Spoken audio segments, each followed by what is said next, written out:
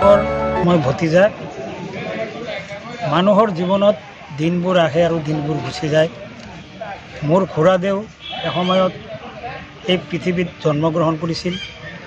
তাৰ মাজেদি তেখেতে শতবৰ্ষ ঘৰ অতিক্ৰম কৰিছে আৰু এই অঞ্চলৰ তেখেত আছিল প্ৰবীণ শিক্ষাগুৰু। এই সময়ত মানুহে এম ই স্কুলত বা এম ই মাদ্ৰাছাত পঢ়িবলৈ বিদ্যালয় বিচাৰি হাবাথুৰি খাইছিল। সেই সময়ত তেখেতে এইখন ভিতৰুৱা অঞ্চলত এখন এম ই মাদ্ৰাছা স্থাপন কৰি সুদীৰ্ঘ 42 বছৰ তাত কৰ্মৰত আছিল। আৰু সেই সময়ত তেখেতৰ বহুতো ছাত্ৰ ছাত্ৰী ডক্টৰ, ইঞ্জিনিয়াৰ, মেজিষ্ট্ৰেট আমাৰ মাজত তেখেতে গঢ়লৈ উঠিছিল। আৰু সেইসকল বহুতো ছাত্ৰ ছাত্ৰী তেখেতৰ আমাৰ মাজৰ পৰা বিদায় লৈছে। তথাপিও তেখেত শিক্ষাগুৰু আছিল। আৰু তেখেত যিকোনো ভাষাত আৰবী, ইংৰাজী, উৰ্দু, ফাৰ্চী যিকোনো ভাষা সলসলীয়াকৈ ক'ব পাৰিছিল। আৰু ময়ো তেখেতৰ সেইখন বিদ্যালয়ৰ এজন ছাত্ৰ আছিলোঁ। মোক অতিশয় মৰম কৰিছে, আগৰে পৰাই দোৱা কৰিছে, যাৰ বিনিময়ত মই এইখিনি পাইছোঁ। আৰু মই এজন শিক্ষক পদত চাকৰি কৰি আছোঁ তেখেতৰ প্ৰেৰণাত। আৰু তেখেতে ইতিমধ্যে বহুতো গল্প, কবিতা, ইতিমধ্যে ইংৰাজী ভাষাতো তেখেতে এটা কবিতা লিখিছে। আৰু তেখেত এই অঞ্চলৰ সমাজকৰ্মী, বিভিন্ন অনুষ্ঠান প্ৰতিষ্ঠানৰ লগত তেখেত জড়িত আছিল। আৰু ৰাইজৰ সুখ দুখৰ যিকোনো কামত তেখেতে জঁপিয়াই পৰিছিল। গতিকে তাৰ বাবে আমি আজি আমাৰ এই অঞ্চল মৰ্মাহত হৈছে আৰু সকলোৱে সুখৰ ছাঁ পৰিছে। আৰু নগাঁও জিলাৰ উত্তৰ অঞ্চলত তেখেতে আছিলে বৰ্তমান এজন প্ৰবীণ শিক্ষক। আপোনাৰ সম্পৰ্কটো কওক। মোৰ তেখেত খুৰা। আমাৰ লাওখোৱা এম.ই. আৰু নিম্ন প্ৰাথমিক বিদ্যালয়ৰ সভাপতি।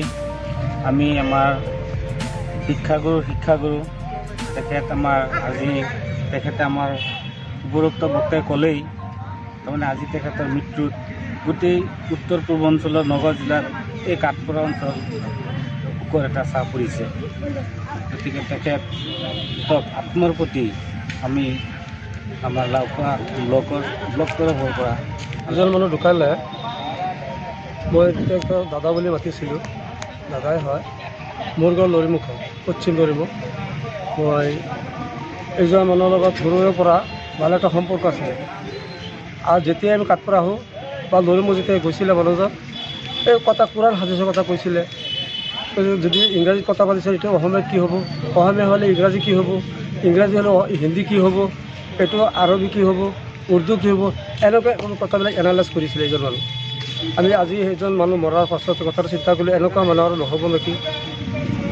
কথাই মানুহজনে কি কৰিছিলে, ইংলিছ টু ইংলিছ কথা পাতিছিলে। ইংৰাজী ক'লে তুমি এইটো অসমীয়া কোৱা, অসমীয়া ক'লে তুমি আৰবী কি হ'ব, এনেকৈ কৈ হাঁহিছিল মানুহজন। মই কলিয়াবৰ জিলা জমিয়তৰ সভাপতি। মই আজি একে সিদ্দিক চাহাবৰ জনাজাত আহিলোঁ। একে সিদ্দিক চাহাব এজন মানুহ, এনেকুৱা মানুহ আজি আমাৰ এই দেশৰ পৰা, আমাৰ অঞ্চলৰ পৰা তেওঁ ঢুকাল। এনেকুৱা মানুহৰ ভৱিষ্যতে হয় নে নহয় সেইটো আল্লাহ পাকে নিশ্চিতই জানে। এইজন মানুহ আমাৰ সমাজকৰ্মী আছিল। আমাৰ এই কাঠপৰা মাদ্ৰাছাত প্ৰায় 60-70 বছৰ ধৰি এই মাদ্ৰাছাত খেদমত কৰিছে। তেখেতৰ আব্বা ৰফিজউদ্দিন মাষ্টাৰ চাহাব তেওঁ এই মাদ্ৰাছাত খেদমত কৰিছে। তেওঁৰ আমাৰ একে সিদ্দিক চাহাবৰ দাদা ফাৰুকী চাহাব তেওঁ মাদ্ৰাছাত বহুত দিন এই মাদ্ৰাছাৰ সভাপতি হিচাপে এই মাদ্ৰাছাৰ খেদমত কৰিছে। আল্লাহ পাক ৰব্বুল ইজ্জতে আমাৰ ফাৰুকী চাহাবক দুনিয়াৰ পৰা উঠাই লৈ গ'ল। ভাবিছিলোঁ যে আমাৰ একে সিদ্দিক চাহাব তেতিয়া আমাৰ ছায়া হিচাপে আমাৰ দুনিয়াত আমাৰ সন্মুখত থাকিব, কিন্তু আজি তেওঁ ঢুকাল। কুল্লু নাফচিন যায়কাতুল মউত, সকলোৱে মৰিবই লাগিব। মৰাৰ কাৰণে আমি চিন্তা নকৰোঁ যে দুনিয়াৰ পৰা গ'লগৈ, তাৰ কাৰণে আমি চিন্তা কৰি আছোঁ যে এনেকুৱা মানুহ আৰু এজন আমাৰ সমাজকৰ্মী আৰু আমাৰ দেশৰ পৰা চিন্তা কৰা ব্যক্তি আৰু আমাৰ এই পৃথিৱীৰ আল্লাহ পাক যিটো আমাৰ অঞ্চলত দিয়ে না নিদিয়ে, সেইটোৱে আমি চিন্তা কৰি আছোঁ। আমি দোয়া কৰব, আল্লাহৰ কাছে প্ৰাৰ্থনা কৰব আল্লাহ পাক ৰব্বুল ইজ্জতে আমাৰ একে সিদ্দিক সাহেব স্থানত আৰু এজন মানুহ যাতে আমাৰ এই অঞ্চলত দিয়ে, যাতে এই মাদ্ৰাছা তথা এই অঞ্চলত জন্ম কৰিব পাৰে।